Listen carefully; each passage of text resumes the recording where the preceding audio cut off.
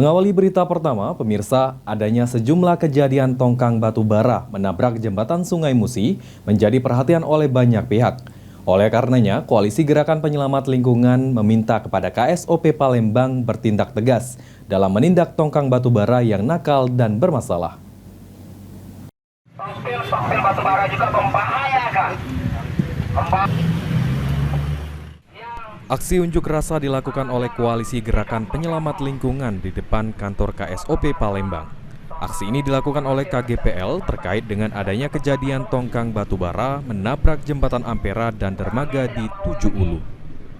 Sehingga KGPL menyuarakan kepada KSOP Palembang selaku pihak yang berwenang di Sungai Musi untuk tegas dalam menindak tongkang batu bara yang bermasalah saat melintas di Sungai Musi.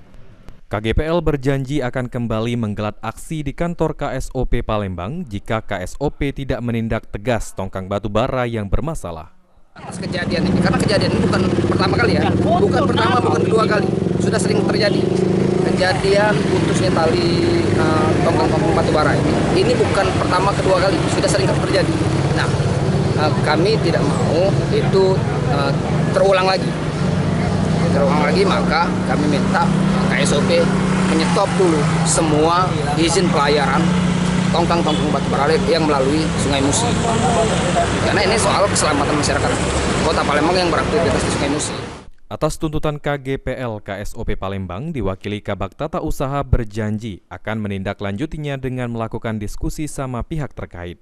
Jadi tidak memungkinkan Pak kalau kita untuk tutup sementara. Kalau langsung kita tutup ya yang tadi itu kita harus mikir dampaknya dulu ya. Memang kalau dari sisi keselamatan pelayaran ya itu yang tadi kita tinjau. Apa sih aspeknya ini supaya ini bisa kita kurangi. Kalaupun nggak bisa langsung secara drastis langsung kita buat tidak ada terjadi kecelakaan.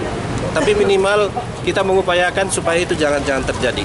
Ya, kalau menutup ya yang tadi itu ya kita diskusi bersama lah antara pelaku usaha. Setelah menggelar aksi dan menyuarakan tuntutan, peserta aksi langsung membubarkan diri dengan tertib. Firman Hidayat, PAL TV.